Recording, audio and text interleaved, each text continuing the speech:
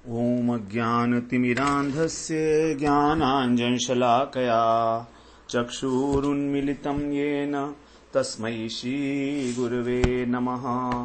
वन्देऽहं श्रीगुरो श्रीयुत्पदकमलं श्रीगुरून् वैष्णवांश्च श्रीरूपं सागरजातं सहगण रघुनाथान्वितं तं सजीवम् साद्वैतं सावधूतं परिजन सहितं कृष्ण चैतन्य देवं श्रीराधा कृष्ण पादान् सहगण ललिता श्री विशाखान्वितांश्च तमादिदेवं करुणानिधानं तमालवर्णं सुहितावतारम् अपार संसार समुद्र सेतुं भजामहे भागवत स्वरूपम्। हे देव हे दैत्य हे भुवनैक बंधो हे कृष्ण हे चपल हे करुणैक सिंधु हे नाथ हे रमण हे नयनाभिराम हा हा कदानुभवितासि पदं दृशोर्मे। श्री कृष्ण चैतन्य प्रभो नित्यानंदा श्री अद्वैत गदाधर शिवसदी गौरभक्त वृंद। हरे कृष्ण कृष्ण कृष्ण हरे हरे हरे राम राम राम हरे हरे। हरे कृष्णा। सर्वप्रथम मैं अपने गुरुपाद पद्म ओम विष्णुपाद अष्टोत्तर शत श्री श्रीमद् भक्ति वेदांत माधव गोसाई महाराज के चरण कमलों में अनंत कोटि दंडवत प्रणाम ज्ञापन करता हूं। हम लोग श्रीमद् भागवत पुराण में दशम स्कंध में हम लोगों ने 8वां अध्याय श्रवण किया।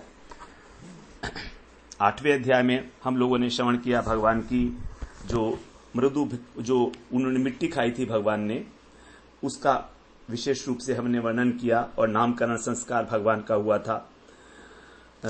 और रिंगण लीला इत्यादि जो बाल लीलाएं हैं भगवान की, वहीं पर ही सब 8वें अध्याय में वर्णन किया गया। अब हम 9वें अध्याय में प्रवेश करते हैं।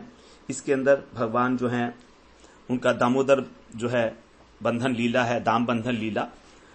कृष्ण जो है ऊखल से बांधे जाएंगे इसके अंदर। तो यहां पर जब सुखदेव जी महाराज ने कृष्ण की शुद्ध बाल लीलाओं का वर्णन कर रहे थे, तो जब परीक्षित महाराज ने नंद और यशोदा के शुद्ध वात्सल्य प्रेम का वर्णन सुना तो बड़े आश्चर्यचकित हुए और उन्होंने प्रश्न किया कि उन्होंने किस प्रकार का साधन किया था, पूर्व जन्म में क्या अनुष्ठान किया था कि इस प्रकार का उनको सौभाग्य प्राप्त हुआ वात्सल्य रस आस्वादन करने के लिए। तब सुखदेव जी महाराज ने बताया कि जो नित्य सिद्ध माता पिता हैं नंद यशोदा, उन्हीं के जो अंश रूप हैं द्रोण और धरा, उन्होंने ही साधन अनुष्ठान के माध्यम से फिर जो है ब्रह्मा जी से वरदान मांगा और कि हमको वात्सल्य रति की प्राप्ति हो, और उन्हीं नंद और यशोदा के अंदर जो नित्य माता पिता हैं उन्हीं के अंदर फिर प्रवेश किया। तो इस प्रकार उन्होंने ही जो है नंद यशोदा के रूप में ब्रज में जो है प्रवेश किया। नित्य नंद और यशोदा के अंदर जो थे उनमें जो है समाहित होकर। अब सुखदेव जी कहते हैं कि नंद और यशोदा का जो अंश है वही द्रोणधरा साधन करके नंद यशोदा में प्रवेश किए हैं। इस प्रकार उनका प्रकट लीला में जन्म हुआ। अब यहां पर बताया कि कृष्ण का जो वात्सल्य की प्राप्ति है वो किसी ज्ञान योग इत्यादि के द्वारा भी नहीं संभव।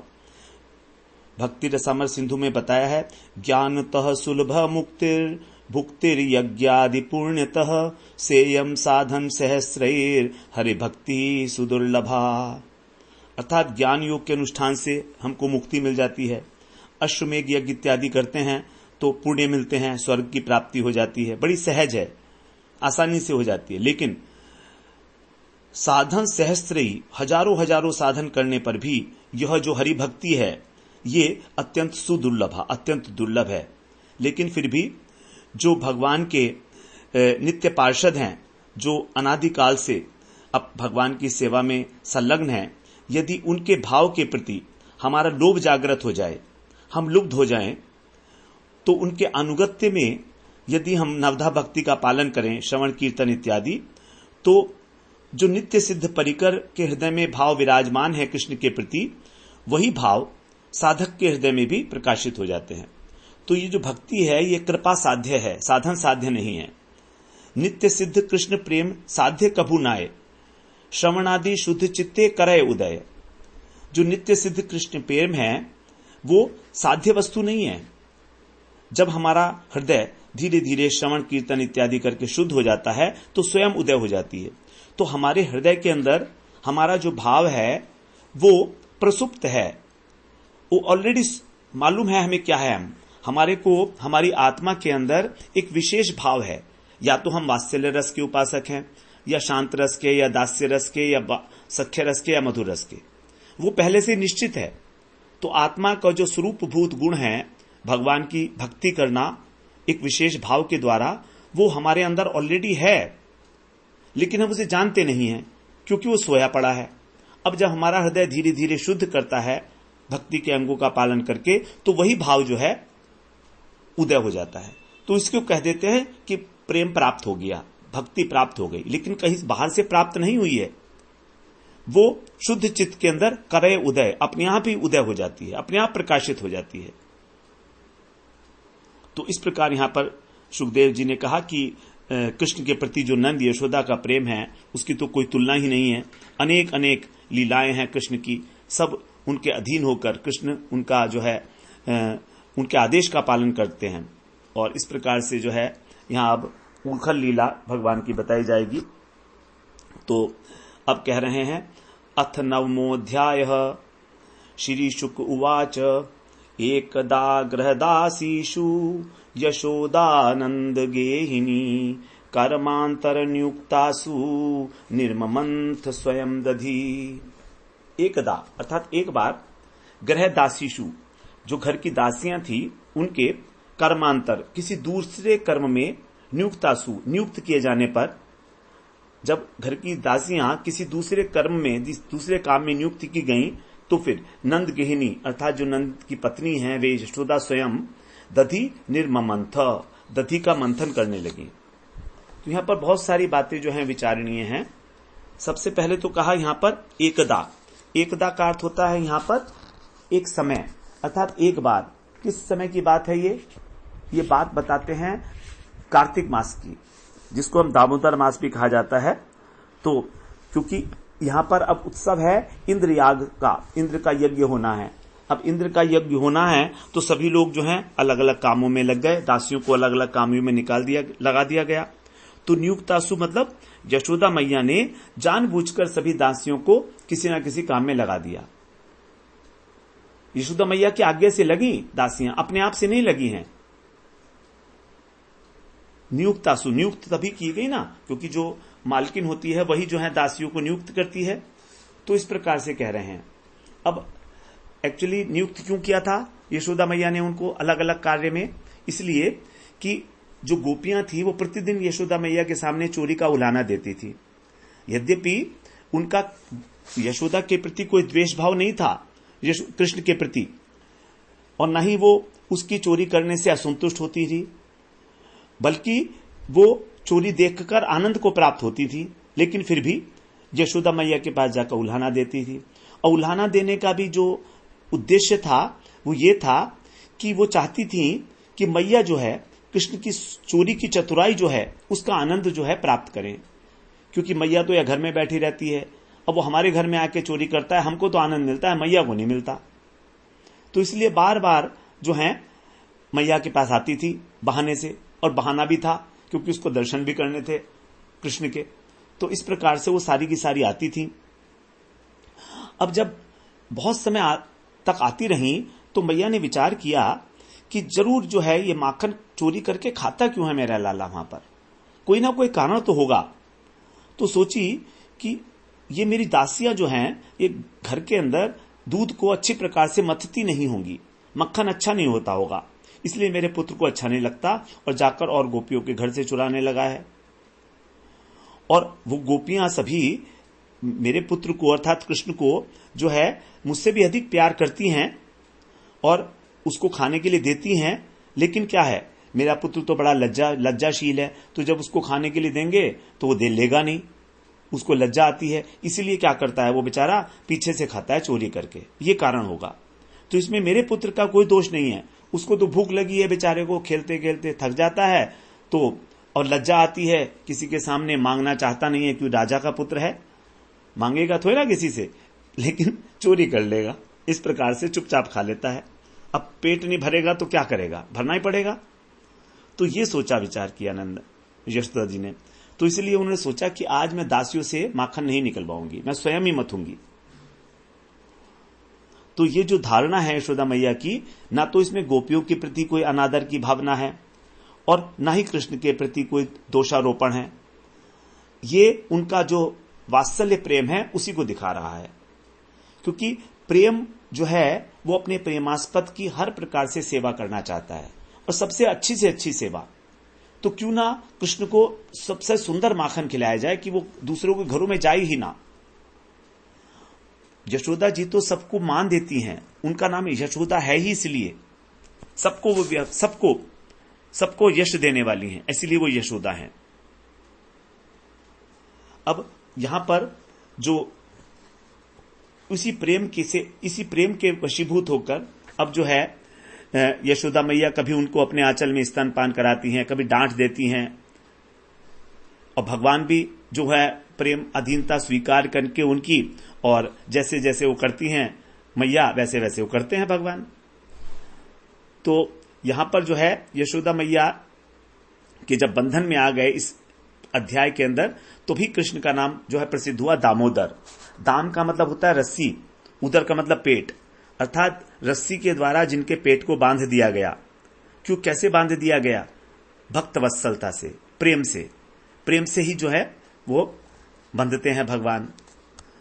और नंद बाबा कैसे हैं? नंदयति जगत, जो जगत के आनंद का विधान करते हैं, इसलिए ऐसे नंद बाबा हैं। तो इस प्रकार से उन्होंने निश्चय किया कि आज मैं ही सारा जो है माखन तैयार करूंगी, क्योंकि जब ग्रह की दासियां होती हैं ना तो काम नहीं करने देती हैं। वो कहती हैं कि हम जैसी आपके पास इतनी सारी दासियां हैं, आप अपने हाथों से क्यों करोगी भाई, ये तो हो ही नहीं सकता। तो मैया की इच्छा पूरी नहीं हो पा रही थी, किसी भी समय व्याकुलता बढ़ती जा रही थी, क्या करूं क्या करूं, क्योंकि सभी दासियां कृष्ण को इतना अधिक प्रेम करती हैं कि कोई हिसाब ही नहीं है। यहां तक कि वो कभी कभी कृष्ण को अपना स्तनपान भी करा देती हैं, उनको डांट भी देती हैं, उनका बड़ा विशेष अधिकार है। तो इस प्रकार से और मैया जो है उनके वात्सल्य प्रेम को देखकर जो है विभूत हो जाती है, उसलिए कुछ कह नहीं पाती। जब वो बेचारी खुद ही इतना सब कुछ कर रही हैं कृष्ण के लिए, तो उनको कैसे मने करें वो। तो इस उनके आग्रह के कारण यशोदा मैया की इच्छा पूरी नहीं हो पा रही थी कि मैं किसी दिन जो है खुद ही दधि मंथन करके और कृष्ण को अपने हाथ से माखन खिलाऊं। अब ऐसे कुछ दिन बीतने पर उनका जो है अभिलाषा पूरी होने का अवसर जो है उपस्थित हुआ। भगवान तो सभी की इच्छा पूरी करते हैं। तो पर्जन्य गोप के समय से ही, पर्जन्य के पुत्र थे ये नंद बाबा तीसरे पुत्र थे। प्रतिवर्ष कार्तिक के महीने में शुक्ल प्रतिपदा के दिन गोवर्धन में इंद्र यज्ञ का अनुष्ठान होता था, तो वो आने वाला था। उसी अवसर पर एक दिन पूर्व यशोदा मैया ने दीपावली का उत्सव मनाया। तो दीपावली का उत्सव और इंद्र यज्ञ की तैयारी करने के लिए उन्होंने दासियों को गोवर्धन भेज दिया, क्योंकि तो गोवर्धन में होता था। तो सभी दासियों को जो है गोवर्धन भेज दिया गया। मैया बड़ी प्रसन्न थी कि आज जो है मेरी इच्छा पूरी हो जाएगी। और उसी दिन जो है, उस दिन जो रोहिणी जी थी वो बलराम को लेकर उपनंद के घर चली गई। बहुत समय से आग्रह हो रहा था उपनंद की पत्नी का कि आप हमारे घर आइए, तो जा नहीं पा रही थी किसी कारणवश। अब पता नहीं भगवान की प्रेरणा से ही वो भी उस दिन जो है अपने मन को स्थिर करके और थोड़ा कड़ा करके, क्योंकि रोहिणी मैया ने कभी भी यशोदा जी का साथ नहीं छोड़ा एक भी दिन, लेकिन आज पता नहीं क्या हुआ कि वो भी जो है बलराम जी को लेकर और उपनंद के यहां चली गई, उपनंद की पत्नी के आग्रह पर। तो इस प्रकार से अब आज जो है ये संभव हो पा रहा था कि मैया की जो इच्छा पूरी हो। अब भगवान की, नंद महाराज की 9 लाख गायें हैं। इन गायों में से कुछ गायें हैं जो विशेष होती हैं, जिसको पद्मगंधा गाय बोलते हैं। तो पद्मगंधा गाय जो है, इनका जो दुग्ध होता है उसके अंदर से उसकी कमल की सी खुशबू आती है, क्योंकि हजारों गायों का जो दूध होता है वो 100 गायों को पिलाया जाता है, फिर 100 गायों का 10 गायों को, फिर 10 गायों का 1 गाय को, ऐसे करके ये पद्मगंधा गाय। तो 5-6 पद्मगंधा गाय ही थी, 7-8 ज्यादा नहीं थी, बहुत कम ही थी ये पद्मगंधा गाय। इसीलिए मैया ने इनका दूध जो है निकलवाया, अपने हाथ से ही उनको दूध निकाला उसने मैया ने सायकाल में, और फिर उनको काढ़ कर और जब गर्म करके दही जमाया फिर। और ये सब करते करते मैया के हृदय में लगातार कृष्ण की जो छवि है वो हमेशा विराजमान रहती थी। इस प्रकार जो है सबको दूसरे दूसरे कामों में लगाकर और वो स्वयं ही मंथन करने लगी। अब यहां पर नंद गेहिनी कहा गया इनको।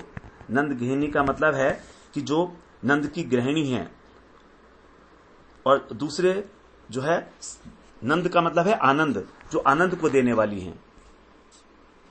तो यशोदा का अर्थ हो गया यशांसी ददाती, अर्थात जो यश देती हैं, भगवान को भी यश देने वाली हैं, क्योंकि भगवान जो हैं इन्हीं के माध्यम से आज जो है यशस्वी हुए हैं। उनका दामोदर नाम प्रसिद्ध हुआ है भगवान का दामोदर नाम तो यशोदा जी के कारण पड़ा है। और भगवान क्या है? भगवान पराधीन है भक्त के। तो ये जो यश है ये भगवान को मैया के द्वारा ही प्राप्त हुआ है। और नंद गेहिनी है अर्थात आनंद की गेहिनी है, आनंद का भंडार है।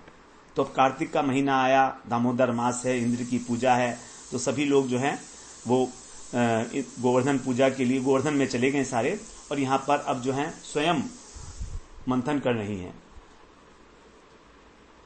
क्योंकि उनको किसी और के हाथ से जो मथने के कारण संतोष नहीं हो पा रहा है। अब यहां पर जो है दूसरे श्लोक में कह रहे हैं, यानी यानी है गीतानी तद बाल चरितानि च दधिर निर्ममंथे काले स्मरन्ति तान्य गायत। यहां कह रहे हैं यानी यानी, इह मानी यहां पर, यहां जिन यानी मानी जिन तत् बाल, उनके जो बाल चरित्र हैं उनका गीतानी वर्णन हुआ है, अभी तक जो बाल चरित्र हुए हैं उनका वर्णन हुआ है। तान च, उन सबको दधि निर्ममंथे,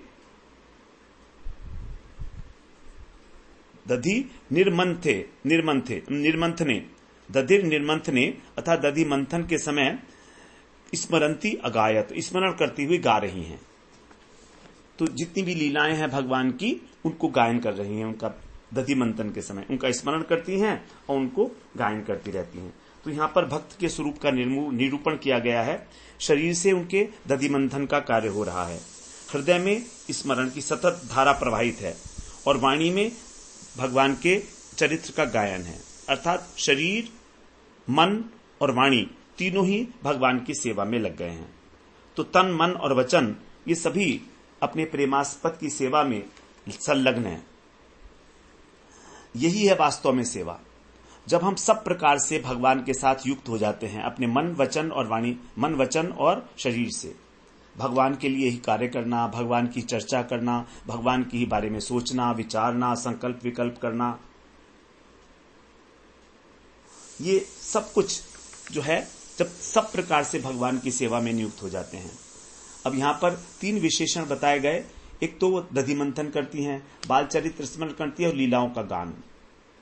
ये 3 विशेषण हैं जो भक्त के साथ जो है जुड़ जाने चाहिए। हमारा शरीर भगवान के लिए कार्य करे, मधुर मधुर लीलाओं की स्फूर्ति हो रही है उनके हृदय के अंदर। अब आगे तीसरे श्लोक में कह रहे हैं शोभा कैसी है। देखिए भक्त की शोभा भी बताई गई है। यशोदा मैया किस प्रकार से अत्यंत पवित्र होकर स्नान करके और तब भगवान के लिए दही मथती थी। अब रागानुगा भक्ति, ये रागात्मिक भक्ति हैं। भगवान ब्रजवासी जन जो हैं रागात्मिक जन हैं, अर्थात इनका जो भगवान के प्रति राग है वो जात रची, क्योंकि परिकर हैं ये तो भी राग भक्ति का मतलब ये नहीं है कि अपने मन चाही भगवान की सेवा कर रहे हैं। रागानुगा भक्त, रागात्मिक भक्त जो भी करेंगे वो अपने आप से वही होगा जो शास्त्रों में वर्णित है।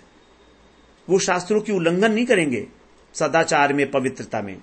ये यहां पर पता लगता है यशोदा माता को देखकर। कह रहे हैं यशोदा माता की शोभा कैसी है। ये जो वात्सल्य रस के उपासक हैं जिनकी जो कृष्ण को अपना बालक मानकर उनकी सेवा करते हैं, उनके लिए ये वाला जो यशोदा जी का रूप है ये ध्यान का विषय है। यहां पर यशोदा जी के जो रूप का वर्णन किया गया है इसलिए किया गया है जिससे जो इस प्रकार के वात्सल्य रस के उपासक हैं वो इसका ध्यान कर सकें। तो कह रहे हैं, क्षौमं वासः प्रचुकटि तटे विभ्रतिरुत्सूत्र नद्धम पुत्र स्नेह स्नुत कुच युगम जात कंपम च शुभ्रू रज्ज्वाकर्ष श्रम भुज चलत कंकणौ कुंडले च स्विन्नं वक्त्रं कबर विलगन मालती निर्ममंथ। किस प्रकार से दही का मंथन किया जा रहा है ये बता रहे हैं। माता की जो शोभा है, अनुपम शोभा, उसका साक्षात दर्शन करते हुए सुखदेव जी हमारे सामने जैसे आंखों देखा हाल वर्णन कर रहे हैं। कह रहे हैं प्रथु कटि तटे, माता का जो कटि तट है कैसा है, स्थूल है। माता थोड़ी सी मोटी है, तो उसके ऊपर सूत्र नद्धम जो उनकी कटि बंधन है उसमें बंधा हुआ क्षौमम वासो जो रेशमी वस्त्र है वो धारण किए हुए हैं। विभ्रति माने धारण किए हुए हैं। उसके बाद पुत्र स्नेह स्नुत, और पुत्र का जो स्नेह है उससे बिल्कुल स्नुत स्नान किए हुए हैं, अर्थात स्नेह जो है उससे पूरा का पूरा भीगी हुई है, स्नुत। और उसके कारण कुछ युगम, उनके जो दोनों स्तन हैं उनसे दूध टपक रहा है, और जात कंप और हिल भी रहे हैं। च और वे सुभ्रू सुंदर भुआएं वाली जो यशोदा जी हैं, रज्जु आकर्षक, रस्सियों के खींचने से श्रम भुज, उनकी भुजाओं के द्वारा श्रम किया जा रहा है तो भुजाएं हिल रही हैं, उससे उनके कंकण और कुंडल ये भी चलत माने हिल रहे हैं। वक्त्रम स्विन्नम, और मुख पर थोड़ा पसीना आ गया है, श्रम बिंदु हैं। कबर माने जूड़ा, जूड़े में लगे हुए जो मालती के पुष्प हैं वो विगलत नीचे गिर रहे हैं। और निर्ममंथ, इस प्रकार वे दधि का मंथन कर रही हैं यशोदा मैया। बड़ी निराली झांकी है मैया की। मुंह पर थोड़ी सी पसीने की बूंदें हैं, चोटी में गुथे हुए जो मालती के पुष्प हैं वो नीचे गिर रहे हैं। ऐसी सुंदर भौं वाली जो यशोदा जी हैं इस प्रकार दधि मंथन कर रही हैं। तो मैया जो है उनके पक्षस्थल में जो दुग्ध है वो भी तो अत्यंत आतुर है। वो कहता है मैं भी कृष्ण के पास जल्दी पहुंचूंगा, क्योंकि कृष्ण जो है स्तनपान करेंगे तो उसको भी तो जल्दी है। तो और माखन कहता है कि मैं भी जल्दी पहुंचूंगा। सभी के अंदर जो है इस प्रकार का आवेश है कि कृष्ण का सानिध्य प्राप्त हो, कृष्ण हमारा जो है आस्वादन करें। मैया का जो रेशमी लहंगा है उस पे विचित्र जो है चित्रावली की गई है। इंद्र नीलमणि के समान उनकी शोभा है शरीर की। और माता रोहिणी की शोभा के विषय में कुछ मतभेद देखा जाता है, क्योंकि क्रम दीपिका ग्रंथ है उसमें माता यशोदा का जो अंग है वो बताया गया है इंद्र नीलमणि के समान, श्याम वर्ण का। माता का जो श्री अंग है वो इंद्र नीलमणि के समान बताया गया है। और गौतमीय तंत्र में है उनको कहा गया है कि वो गौरांगी हैं, अर्थात वो गोरे वर्ण की हैं। तो ये कहा गया है कि वो जो है दोनों हैं, मतलब गौरांगी भी हैं और श्याम वर्ण भी हैं। अब ऐसा कैसे हो सकता है, होंगी तो एक ही, या तो ऐसी होंगी या वैसी होंगी। तो इसलिए कह रहे हैं यहां पर कि शास्त्रों के अनुसार जो है ये बताया जाता है कि बालक का वर्ण जो है और मुख माता के समान होता है, तो ये शुभ लक्षण है। जब माता के समान उसका वर्ण हो, उसके बालक का मुख हो। तो अब जब से कृष्ण प्रकट हुए हैं तब से ब्रजवासी यही जानते हैं कि कृष्ण जो है यशोदानंदन है। उन्होंने ब्रजवासियों ने जो है ब्रजवासियों के अतिरिक्त और लोग उनको देवकी नंदन भले ही कहते हों, लेकिन ब्रजवासी तो उनको यशोदानंदन के रूप में ही जानते हैं। जैसे जब अक्रूर और उद्धव जी आए थे तो उन्होंने ब्रजवासियों को बताया कि देखो भैया, कृष्ण का जो जन्म है वो मथुरा में हुआ था और वसुदेव जी चुपके से यहां पर लाकर रखे थे। अब ये बातें जो हैं किसी को पता नहीं है। तो जब ये बातें बताई उनको तो उन्होंने तो भी विश्वास नहीं किया। वो कहते ऐसा हो ही नहीं सकता, क्योंकि कृष्ण का रंग देख लो, कृष्ण का जो है आकृति देख लो, मुख की सारी की सारी तो यशोदा मैया से मिलती हैं। तो भैया तुम ये क्या कह रहे हो कि देवकी नंदन है, हम ना मानेंगे तुम्हारी बात। तो कहते तुम देवकी नंदन कह रहे हो तो ठीक है भैया, मानो तुम, हमारे को ना, हमारे तो यशोदा नंदन है। अरे रंग भी वही है, सूरत भी वही है, शक्ल भी वही है, तो कहां से देवकी नंदन होंगे? इस प्रकार से जो है उनको बिल्कुल विश्वास नहीं हुआ। कभी उनके अंदर जो है भावों का अंतर नहीं हुआ। कृष्ण के प्रेम प्रति उनका प्रेम अगर ये सुनते तो शिथिल हो सकता था, लेकिन ऐसा देखा जाता है कि उनका प्रेम बिल्कुल भी शिथिल नहीं हुआ कृष्ण के प्रति, जरा सा भी। तो इस प्रकार से देखा जाता है कि कृष्ण का, और जो है अब जो बताया गया है गौतमीय तंत्र के अनुसार गौरांगी हैं, तो हो सकता है किसी कल्प में ऐसा रहा हो, है ना, लेकिन यही मानेंगे अब तो कि कृष्ण, क्योंकि कृष्ण जो है श्याम वर्ण के हैं और यशोदा मैया भी श्याम वर्ण की हैं। अच्छा, यशोदा मैया के जो जीवन में किसी प्रकार का कोई आलस्य, कोई प्रमाद नहीं है। सुबह सुबह उठ के ही, अर्ली मॉर्निंग ही वो मंथन क्रिया कर रही हैं। अभी कृष्ण सोए हुए हैं और वो सोचती हैं कि कृष्ण इससे पहले उठें, इससे पहले मैं जो है माखन वगैरह निकाल के तैयार कर दूं कृष्ण के लिए, क्योंकि उठ जाएंगे तो बड़ी परेशानी हो जाएगी।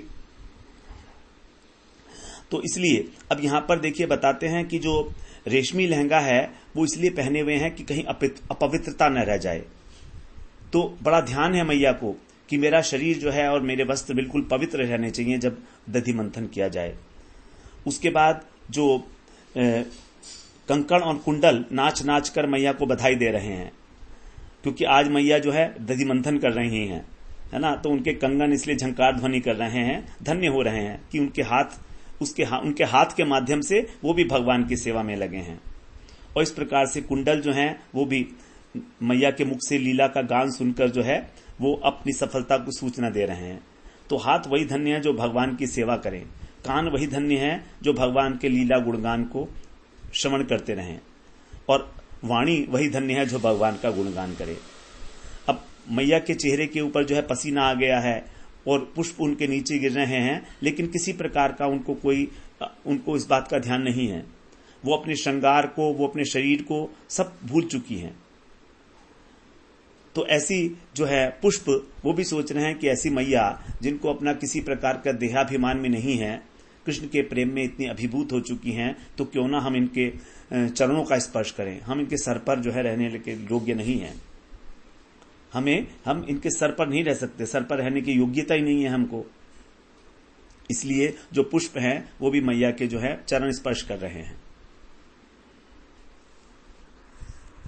और माता का जो हृदय का स्नेह है वही दूध के रूप में जो है उनके स्तनों से बाहर निकल रहा है।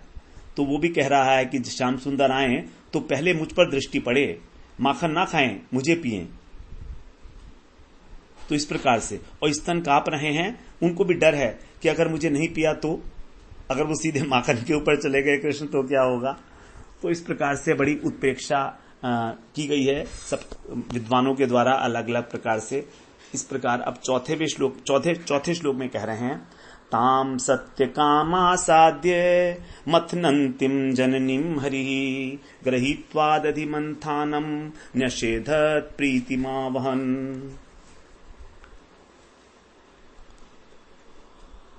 कह रहे हैं तम मथनंतिम, ताम मथनंतिम, ताम मथनंतिम, उन मंथन करती हुई जननीम मानी जननी के, और स्तन काम आसाद्य, स्तन पीने की इच्छा से समीप आकर कृष्ण ने क्या किया, दधि मंथानम, दधि की मंथानी ग्रहित्वा मैंने पकड़कर, और प्रीतिम आवाहन निषेधत, प्रसन्न करते हुए उनको, और निषेधत उनको दधि रोकने से निषेध कर दिया। तो अब वो जो है स्तनपान करना चाहते, स्तन्य काम। भगवान जो हैं उस समय स्तन पानी पीने के लिए और माता के पास आए। सो रहे थे वहां पर थोड़ा दूर, लेकिन अचानक से उठ गए, इधर उधर देखा झांक कर, अरे मैया तो है ही नहीं कहीं पर भी। तो एकदम से याद आया कि अरे मैया कहां पर है। तो देखा इधर उधर, तो अब चलने तो लगे ही हैं, तो तुरंत जो है दौड़कर मैया के पास आए। क्योंकि जब उठे हैं, नींद से उठे हैं, तो भूख तो लगी ही है, इसलिए आंखों में जो है आंसू है। और कह रहे हैं यदि मैं दधि मंथन करते हुए मैया को रोकूंगा तो मेरी बात मानेगी, पता नहीं मानेगी कि नहीं मानेगी। इसलिए उन्होंने क्या किया, जो दधि मंथन था, दंड था, उसको ही दोनों हाथों से पकड़ लिया, मथानी को। तो मैया जो है इस प्रकार समझ गई कि ये मेरा जो बालक है, मेरा जो लाला है, बड़ा चतुर हो गया है। सीधे उसने जो है क्योंकि मैया को जब पता लगता है ना कि मेरा बालक जो है अब थोड़ा सा समझदार हो गया है, तो मैया को बड़ी खुशी होती है। तो दधि मंथन को पकड़कर मैया की जो प्रीति है उसके द्वारा कृष्ण ने उनका ध्यान अपनी ओर आकृष्ट किया, क्योंकि मैया तो खोई हुई है दधि मंथन में, वो तो निमग्न है, वो तो गान कर रही है मुख से, हाथ से कृष्ण की सेवा के लिए दधि मंथन कर रही हैं। तो इस प्रकार से जब उन्होंने देखा कृष्ण ने कि मैया मेरे आसपास कहीं नहीं है, तो देखा कि जहां पर दधि मंथन का शब्द तो आ ही रहा है, दिमाग सुनाई दे रहा है कृष्ण को, तो वहां पर गए, एक हाथ से मैया का आंचल पकड़ा और दूसरी हाथ से उन्होंने मथानी पकड़ ली। उनका एक ही उद्देश्य है कि मैया मुझको दुग्ध पान कराए सबसे पहले। ये मंथन का कार्य बाद में होता रहेगा, मैं बड़ा भूखा हूं। तो यहां पर कह रहे हैं कि कृष्ण जो हैं स्वयं ही मैया के पास आए हैं, मैया उनके पास नहीं गई है। तो यही वैष्णवी माया है। हमने कभी सुना नहीं कि जो है ब्रह्म कभी गया हो किसी के पास, परमात्मा कभी किसी के पास गया हो, ऐसा कभी नहीं हुआ। जो ज्ञानी है, योगी है, वो सभी अपने आत्मा अनात्म विवेक के द्वारा, साधना करके, योग के द्वारा उस माया के आवरण को भंग करते हैं, तब उनको ब्रह्म का साक्षात्कार होता है। तो ब्रह्म जो है कभी किसी के पास नहीं जाता। लेकिन भगवान कैसे हैं? भगवान स्वयं ही अपने भक्तों के पास आ जाते हैं। तो भक्त ऐसे हैं जो भगवान के हृदय में काम का उत्पन्न कर देते हैं, कामना। यहां पर कह रहे हैं स्तन्य काम, अर्थात कृष्ण को स्तनपान करने की इच्छा हो गई, स्तन्य काम, इसलिए वे स्वयं मैया के पास आ गए। तो मैया तो सोच रही थी कि जब माखन निकल जाएगा तब जगाएंगे, लेकिन भगवान कह सोने वाले हैं। यदि भक्त भगवान का जाग रहा है तो क्या भगवान सोते हैं? कभी भगवान भी नहीं सोते हैं। भगवान के पास, भगवान के लिए संभव ही नहीं होता कि मेरा भक्त भजन कर रहा है मैं सो जाऊं। तो इस प्रकार से मैया, जब कृष्ण उठे, अंगड़ाई ली उन्होंने, पलंग पे इधर उधर लोटपोट किया होगा, आंखें मली होंगी, क्योंकि ये सब काम तो मैया करती थी, मुंह धुलाती थी आकर एकदम सुबह सुबह जो है। लेकिन अब जब नहीं मिली, तब फिर मैया को पुकारते पुकारते वो मैया के पास पहुंचे, और वहां पर क्या किया कि सीधे ही एक हाथ से आंचल पकड़ा, एक हाथ से मथानी, और ऊं करने लगे और बोलने लगे कि अब मुझे दूध पिलाइए। विलाप करने लगे मैया पर गोदी की चढ़ने के लिए। जब मैया ने ध्यान नहीं दिया, तब उन्होंने जो है उनका मथानी पकड़ी होगी। पहले तो उन्होंने कहा होगा, लेकिन जब मैया तो खोई हुई है, तो जब मैया ने कुछ नहीं किया, तो जब कृष्ण उठे तो मानो उठ के बोले मैया कि तुम साधन कर रही हो मेरे लिए, अब तो मैं तुम्हें मिल गया हूं, अब तुम मथना छोड़ दो। इसीलिए उन्होंने मथानी पकड़ ली कि अब साधन है। लेकिन भक्त तो साधन को बड़ा वो है, महत्व देता है, भगवान के आने पर भी अपने साधन में लगा रहता है। अब पुंडरीक जी के पास भगवान आए थे, वो अपनी माता पिता की सेवा कर रहे थे। भगवान आए दर्शन देने के लिए, अब वो कहते हैं कि लो ईंटा दे दिया पीछे जाकर, और फिर वो कह रहे खड़े रहे वहां पर भगवान इस प्रकार से। तो कह रहे कि आप मेरे को माता पिता की सेवा, जो वैष्णव हैं इनकी सेवा करने से आप मिले हो, तो मैं पहले इनकी सेवा पूरी कर लूं, आप थोड़ी देर वहां पर खड़े रहो। वही जो है विट्ठल के रूप में भगवान का विग्रह है जो मंदिर में है, विट्ठल भगवान के साउथ में। तो इस प्रकार जो है भगवान की लीलाएं हैं। अब 5वें श्लोक में कह रहे हैं, तमंकामरूढ़मपाययतस्तनं स्नेहसुतं सस्मितमीक्षति मुखम् अतृप्तमुत्सृज्य जवेन सायया वुत्सिच्यमाने पयसि त्वधीश्रुतेः।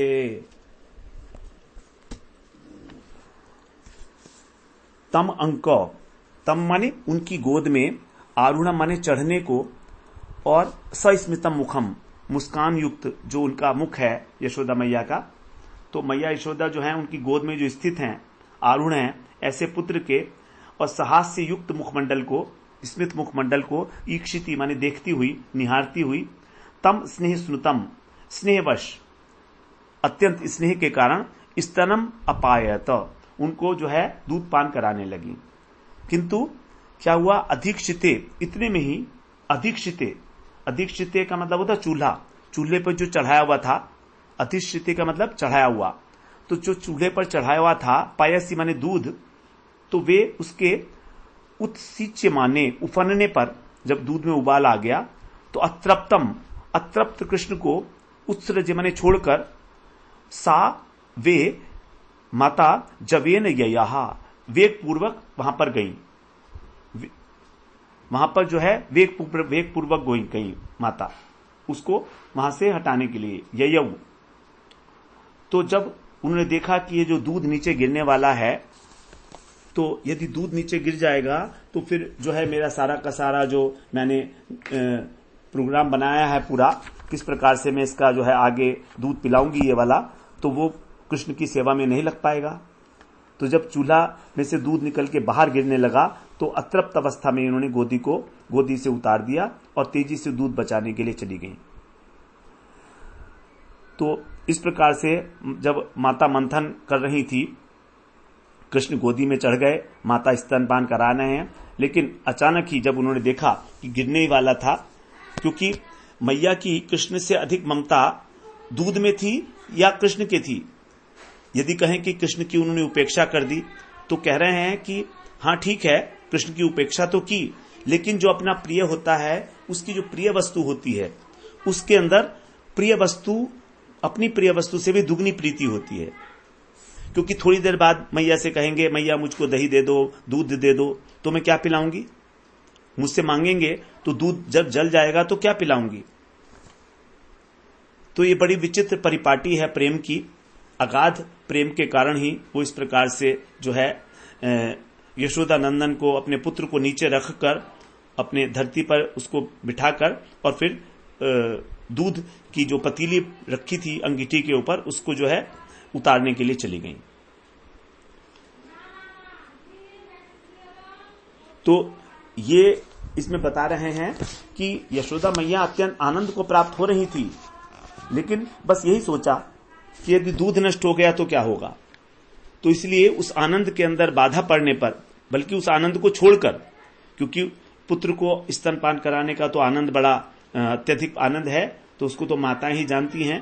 तो लेकिन भक्तों का ही स्वभाव होता है कि भगवान की सेवा के लिए वो अपने सुख का भी त्याग कर देते हैं। और वात्सल्यवती जो माता होती हैं उनके लिए पुत्र से बढ़कर पुत्र के खाने पीने की वस्तुओं में अधिक आग्रह होता है, क्योंकि उसी से उसका लालन पालन किया जाता है। लेकिन बच्चा जो है वो तो ये बात समझता नहीं है, वो तो हमेशा माता की गोदी में बैठे रहना चाहता है। इसलिए माता जो है हमेशा पुत्र को अपनी गोदी में लेकर नहीं बैठे रहती है, इसीलिए और उसको रुलाकर भी जो है फिर उसको जो है भोजन वगैरह की व्यवस्था करती है उसके लिए जो उसकी पसंद का है। तो यहां पर बताया कृष्ण के लिए प्रीतिम आह्वान, अर्थात वो मैया की गोदी में अपने आप चढ़ गए कृष्ण। मैया मना करती रही तो भी कि नहीं नहीं थोड़ा सा माखन तो निकाल लेने दे, लेकिन नहीं मैं तो दूध पीऊंगा। इस प्रकार दोनों हाथों से जो है उन्होंने मैया की कमर पकड़ी और फिर एक पांव घुटने पर रखा और दूसरा गोदी में चढ़ गए। बस मैया का स्तन था वो बरस पड़ा, दूध तो बरस पड़ा वहां पर। मैया दूध पिला रही हैं, लाला मुस्कुरा रहे हैं और मैया जो है आनंद में निमग्न है। ईक्षति का मतलब यह है कि जब लाला मुंह उठा के देखेगा तो मेरी आंखें उस पर लगी मिलेंगी, तो बड़ा सुख मिलेगा उसे, क्योंकि मैं भी उसे निहार रही हूं और सामने पद्मगंधा गाय का दूध है, गर्म हो रहा है। क्योंकि स्नेहमयी मां है यशोदा, इनका दूध तो कभी कम नहीं होगा। और श्याम सुंदर, उनकी भी प्यास कभी बुझेगी नहीं, आपस में परस्पर होड़ लगी रहती है। लेकिन जो सामने दूध जो है ये तो जल जाएगा उनके सामने ही। फिर क्या होगा, जब दिन में ये मांगेगा दूध तो फिर मैं कहां से पिलाऊंगी, सो माखन कहां से खिलाऊंगी। तो इस प्रकार जो है दयाद्र मां कृष्ण के ऊपर जो है उनको कृष्ण को भी नीचे रख के और दूध को जो है बचाने के लिए दौड़ पड़ी। अब यहां पर पहले कृष्ण के अंदर लोभ आता है दूध पीने का, उसके बाद फिर कामना उत्पन्न होती है और फिर उसका वो भोग पकड़ते हैं। और अब उसके बाद में बताएंगे कैसे उसके अंदर भगवान में क्रोध की उत्पत्ति होगी। तो जो है दूध ने भी विचार किया होगा कि यदि इनकी प्यास नहीं बुझेगी ना मैया का दूध घटेगा, इसलिए मैं अपने प्राण विसर्जन कर देता हूं। ये वैष्णव का स्वभाव है ना, कि पहले दूसरे का दुख दूर करो, तो अपना सुख तो बाद में है। इस प्रकार से जो है मैया आग से उतारने के लिए दूध को दौड़ी और फिर जो है दूध का हृदय कांपने लगा कि मैंने मैया के सुख में बाधा पहुंचा दी, मुझे धिक्कार है, इसलिए मुझे उफन कर जो है और अपने प्राण को ही त्याग देना चाहिए।